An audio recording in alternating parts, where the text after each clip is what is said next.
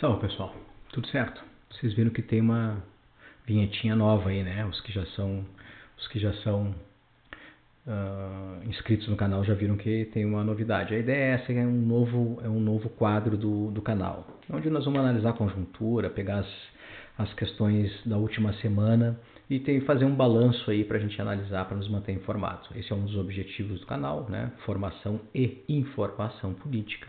Então a ideia é tentar trazer os elementos aí da semana mais importantes e fazer uma análise sobre isso. Hoje nós vamos analisar a reestruturação partidária, a questão das eleições, a PEC das eleições e o governo se mexendo no tabuleiro da política, isso é também um elemento importante que apareceu, e fechar um quadro aí sobre as eleições nacionais.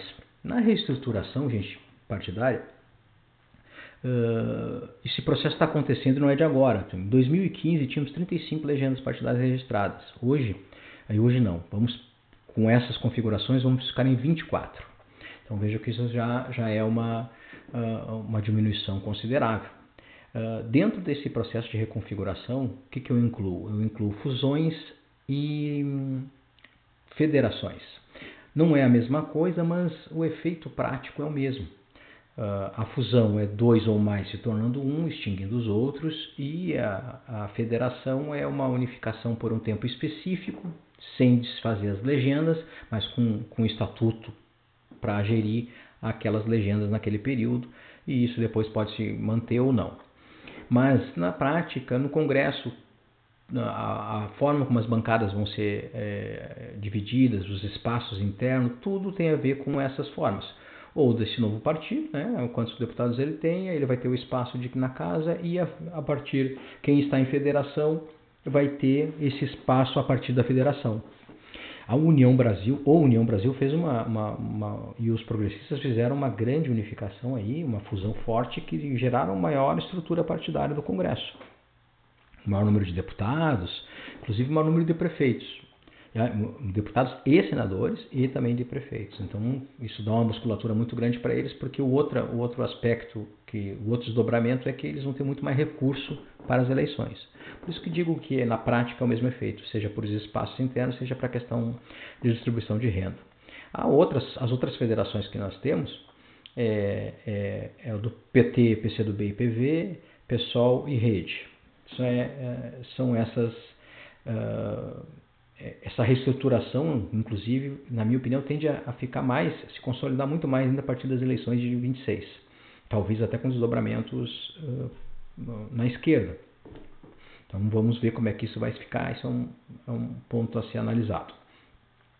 Foi aprovado recentemente na Comissão de Constituição e Justiça do Senado a PEC das eleições. Essa PEC acaba com a reeleição, e acaba com a reeleição para governador, presidente, prefeito, reduz os mandatos para 5 anos, no caso reduz os dos senadores e aumenta os de deputados, porque o deputado é 4, vai passar para 5, senador vai de 8, vai baixar para 5, presidente e governadores e prefeitos também 5 anos. E uma coisa que eu acho muito interessante, que as eleições serão todas unificadas. Num único dia, num único pleito eleitoral, nós teremos de vereador a presidente da República, não fazendo mais aquela distinção entre eleições municipais e eleições estaduais e nacional. Acho que isso é muito interessante para dar uma outra dinâmica para as questões internas, seja dos partidos, seja na relação institucional, porque isso minimiza ou assim, restringe um pouco essa questão dos espaços políticos. O cara é vereador, concorre a vereador primeiro para ver, depois já concorre a deputado, não termina o mandato. São coisas que eu acho que enfraquecem a representação política. São esses elementos são importantes dessa PEC. Vamos ver como é que ela vai ficar para quando ela for para a Câmara Federal, porque ela está no Senado, provavelmente vai ser aprovada, porque é o que se indica, mas vamos ver como é que vai ficar na Câmara de Deputados. Outro ponto, que é o ponto do que o governo está se mexendo. Isso é interessante do ponto de vista político, porque na verdade o governo estava meio só levando, foi PIX, foi agora INSS que não pegou, ainda bem, se viu que aquilo tem uma relação mais antiga ainda, inclusive, então isso não caiu no colo do governo. Então, mas o governo está o quê? Está se mexendo a partir de pautas na Câmara, onde ele encaminha a questão da isenção do imposto de renda para até 5 mil, até 5 mil reais, a isenção. Busca uma PEC da segurança, o que eu achei extremamente inteligente, porque temos que fazer esse debate. Esse é quase um monopólio da direita, a esquerda tem que entrar nesse ponto, tem que tentar fazer um debate mais qualificado nisso. E porque tu diminui o espaço, porque a direita nada de braçada, sozinha nesse tema. E isso politicamente é interessante. Então vejam, são pautas mais importantes, mais afirmativas para o governo. Isso é um momento interessante, mostra a qualidade da articulação política, que está tentando pelo menos mudar a postura que estava muito atrasada, muito reativa, não podemos dizer assim. Um outro elemento do governo é essa reconfiguração dos ministérios. Tem notícias interessantes e outras nem tanto, e que só demonstra que o governo é essa contradição ambulante e a gente tem que saber lidar com ela do ponto de vista político. Possível entrada do Rodrigo Pacheco e do Arthur Lira, o Pacheco na Justiça e o Lira na Saúde, pastas extremamente importantes, um destaque gigantesco, em nome da tal da governabilidade que nunca se configura direito, porque os partidos, os parlamentares desses partidos, da maioria das vezes não fecha com o governo. Então é bem complicado isso. Mas é o jogo que o governo está preso por não ter maioria no Congresso, por não ter condições de impor as suas pautas. A outra notícia mais interessante, essa é boa, que é a questão do Boulos, o Guilherme Boulos indo para a Secretaria da Presidência para fazer uma relação com os movimentos sociais, para voltar de novo um debate mais orgânico com esses setores da sociedade que no último período estavam meio isolados, meio distanciados do governo. Acho que é importante trazê-los para um debate mais próximo e também uma articulação com a galera, com a juventude. O Boulos tem essa característica que é interessante. Tem um problema nesse ponto, né? Que é a questão do Boulos não concorrer. Eu não entendi isso ainda, não consegui avaliar os porquês disso, estou tentando buscar informações para entender e compreender melhor isso, porque nós precisamos fortalecer o parlamento, tirar o bolo porque não é certo, não é garantido que nós vamos ganhar as eleições. Eu acho que o pessoal às vezes entra numa soberba. Então não é certo que ele vai ser ministro nas próximas eleições. Pode acontecer do governo, da gente não ganhar as eleições. Como é que fica sem o Boulos no processo? Ele é uma liderança importante. Então são coisas que a gente precisa analisar. Outro ponto que é rapidamente só para registrar, que é a saída do Múcio do Ministério da Defesa, é mais por motivo pessoal dele e tal, e a ida do Alckmin. O Alckmin é uma questão que meio interessante, que não se sabe como é que por onde ele vai nas próximas eleições. Por que digo isso? Agora eu vou tratar das eleições, mas antes especificamente do Geraldo Alckmin, ele pode ser candidato ao Senado e pode ser candidato a governador. E esse elemento é importante porque pode botar um pouquinho, pelo menos um bode na sala na candidatura, na disputa de São Paulo, porque o Tarcísio tá de barbada lá para ele, né? Então, esse pode ser um elemento. Com relação às eleições, a direita tá com um pepino para resolver e eu fiz um vídeo sobre isso, o Racha na Direita, que quem não assistiu, eu convido a assistir, que trata dessa disputa interna para ver quem vai tomar o lugar do Bolsonaro. Tem o Zema, que é governador de Minas, do Partido Novo. Tem o Eduardo Leite, que é aquele do Rio Grande do Sul, que saiu do PSDB e foi para o PSD. Tem o Ratinho, que também é do PSD. Tem mais projeção, inclusive eu acho que o Ratinho, que o Leite, o Eduardo Leite, né? O Ratinho Júnior tem mais projeção que o Eduardo Leite. E tem o Ronaldo Caiado, do União Brasil, que é de Goiás, que se lançou candidato sem estrutura partidária, inclusive, e tal, ali.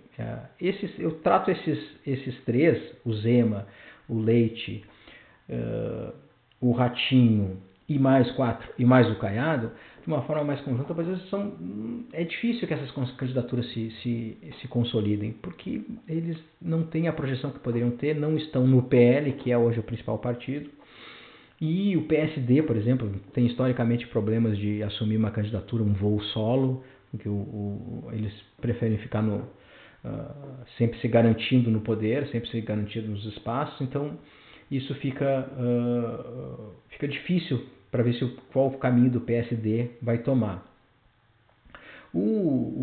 Nesse sentido, a gente não vai ver que não vai se consolidar, na minha opinião, não se consolida essas candidaturas. Na minha opinião, a questão está entre a decisão que o PL precisa tomar e a decisão que o Tarcísio precisa tomar. Porque o Tarcísio, não digo o Republicanos, que é o partido do Tarcísio, né? É porque, na verdade, já existe toda uma articulação por trás aí de bastidores do setor financeiro para que o Tarcísio saia dos Republicanos e vá para o PL, porque assim, o PL tem que ter candidato, é o candidato à presidência da República, não tem como não ter, é muito difícil isso acontecer, porque ele estiver na presidência da República agora, então são o principal partido de oposição, melhor dizendo, é o melhor partido de oposição, e então ele vai ter. Só que o PL tem o Flávio Bolsonaro, que segundo informações é o preferido do partido, e tem a Michelle, que dizem que é a preferida do Bolsonaro pai. O Flávio Bolsonaro mais moderado e tal, poderia fazer essa composição para agradar mais, ampliar mais do que o pai. A Michelle ficaria mais com essa coisa da religiosidade, inclusive, ela é muito forte nesse ponto, mas não é o nome que está agradando internamente do PL.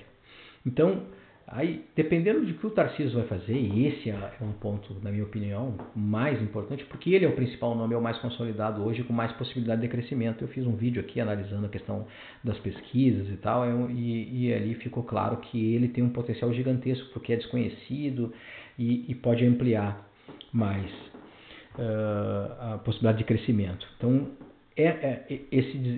de como vão sair essa situação, se ele vai para o PL, se ele vai concorrer a governador, que é mais garantido. Por isso a importância do Alckmin para tentar botar um bode na sala, de repente. Mas também tem a questão do Senado, que não podemos perder a possibilidade de ter mais um senador. Imagina ter os dois senadores do Senado, o Alckmin e o Haddad. Seria um golpe importante na extrema-direita e no campo conservador. Então, fechando a nossa conversa. Essa reestruturação, tudo isso se encaminha por causa da polarização política que hoje está acontecendo. Polarização, disputa desses dois blocos, PT, Lula-Bolsonaro, né? PT, PL, mas em síntese esquerda e direita, que a coisa está se configurando mais, se concretizando mais, e a tendência disso se consolidar mais, essa disputa, os partidos satélites começam a minguar e essa reconfiguração vai acabar acontecendo. Então, isso é um elemento importante. A notícia que do governo está se mexendo com pautas boas, isso é bom também, tentando recolocar a imagem do governo de uma forma melhorar isso com a população. E esses elementos mostram que a conjuntura está bem dinâmica, está bem interessante para a gente ver como está se movimentando tudo. Eu encerro aqui pedindo para vocês se inscreverem no canal, quem não se inscreveu, passa o vídeo para os seus companheiros, companheiras, pessoal, os seus contatos para fortalecer o canal. Nós temos vídeos aqui interessantes sobre a democracia, sobre política, sobre eleições, e a ideia é ir consolidando e fortalecer os canais de esquerda, gente. A direita está muito forte no YouTube. Vamos consolidar os canais de esquerda. Se inscreve no canal e divulga, certo? Forte abraço e até a próxima.